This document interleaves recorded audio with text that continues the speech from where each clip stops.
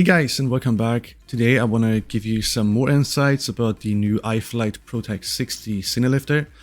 We've been talking about that last time already. I've tried to introduce the website that's not yet 100% ready. It's still on pre-order for a couple of days. Price is cheaper, but there's also a little less information available. It's not yet translated, I think. So that's why I was heading out and checked the Chinese web, and want to show you that today because there's some more information you might need if you want to buy and get the cheaper or the 5% off coupon.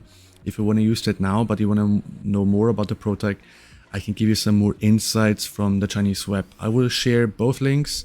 One's the official link from the international website, and also the Taobao link website. Taobao is the Chinese Amazon, where I found this information. I don't know if you don't log in. I'm logged into my account. I speak Chinese and I use Taobao. Try to log in. If you can't log in and see the information, just follow through on the website I'm just showing you on the video here. And I will try to translate some stuff. But first of all, let's start off on the top, where that picture has some smaller explanations added here, which says professional camera equipment, the quick release battery plate. We're gonna have a look at this in a second. 4x 80 amp ESC integrated design and protective circuit or protective circles ducts if you want. We have here some pictures of the Komodo mounted on the top, which is using the same mount as the C-Cam. There's two versions. I figured out what that means. The C-Cam and Red have one camera plate, and the BM or Blackmagic BM-PCC has one camera plate, as well as universal for all DSLRs. So if you want to use a GH5 or a Sony or a BM-PCC, please buy the first one. If you want to use a C-Cam or Red, buy the second one.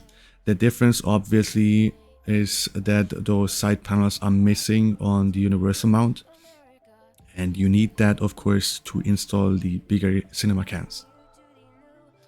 We have here some applications. It's not really important for us, I think. But here the 110 kilometers per hour, which we had in the international website as well. We can see another picture of the C-Cam mounted in the front. I guess there might be a PVA sponge under the lens to get rid of some vibration with a battery strap. We can also see on the bottom, I think that should be a 4S battery powering the C-Cam. iFlight is selling those cables here if you want to select those as an option. If you want to check out the cable, because here no picture is popping up, you just type in power in the search box and then scroll down for a bit, click on the product, and then you see those power cable for the Red Komodo, for example. Get it big, as well as the voltage specifications here from 7 to 17 volts. There's no voltage regulator in the cable, so be careful. Don't plug a 6S battery into your Komodo. The cable length is 150 millimeters, and checking out that here, 150 millimeters mounting the battery here on the back should be enough to power on your cam. Just some details we couldn't see before on the international website. Here is the quick release battery carbon plate, which looks like can be tightened onto the battery as a quick release module if you want. So if you have a job where you want to be in the air most of the time without strapping and adjusting batteries in between flights, I think your partner would be able to prepare those quick release plates with charged batteries. You come back, reinstall and lift off again. The practical use, I'm not sure how much you are going to be faster. If it's not your first flight, you basically know where to put your battery. more to the front, more to the back, so it's balanced, and battery straps are tightened very quickly. So it's a nice, convenient idea. Let's see how that does in practice. We have here another picture of the C-cam or Komodo mount with those two side blades. By the way, I just saw a picture, over here. I just saw that people asked me before the minimum camera angle the camera can be installed on the quad, and it looks like it's 0. I'm not sure if you can see parts of the frame, if you have to crop it afterwards or not. But with that lens, it almost looks like this, as if you would be able to see the corners at least. But let's see, there's no reviews out yet. But I can see here on the side panel that it's from 0 to, what is that, maybe 20 degrees. If it's in 5-degree incremental, 0, 5, 10, 15, 20 or 25 degrees. I'm not sure, that's just guessing. So far about that. Here we have this PDB for the 4 X-Class 80 amp rated ESCs. That's a neat solution for better reliability here, because, you know, 4-in-1 ESCs are getting hot. They're small, the standard is 30-30, and I guess iFlight didn't want to come up with a new ESC size and new development for just one new Cinelifter, so they're using the already developed 80 amp ESCs. That X-Class ESCs fit right on the PDB, have a better heat dissipation. We have additional capacitors, as well as the amp sensor over here, and the ESC output to the flight controller directly in the back. So it's basically a 4-in-1 ESC on a bigger PDB. Just spreads heat and makes it easier to install, especially for BNF. You know, BNFs have to be cheaper.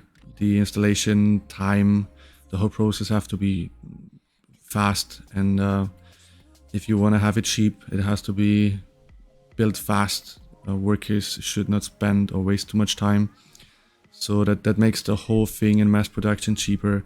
The other thing is, you don't have ESCs dangling around on the outside, which can be hit by things. So that integrated internal in the quad body design is pretty good.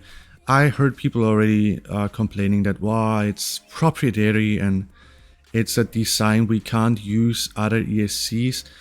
I mean, we don't know that yet. We don't know. I would have to check the size of those ESCs. If you really want to use other ESCs or want to fix it or want to use it for another project, if you can put other ESCs in there, you'd have to check that. But it's a pretty good solution, and I hope there will be more frames using that PDB in the future, or maybe even other manufacturers pick up that design, because it gives more opportunities. And as I mentioned before, it's supposed to be more reliable and easier to use than 4-in-1 ESCs for your expensive camera gear. We have here the Blitz F7 flight controller. Blitz is the new series from iFlight. They've been switching the factory from Success to Blitz. Higher quality, better components, all in on better flight controller and ESC. But we are not using the Blitz ESC here.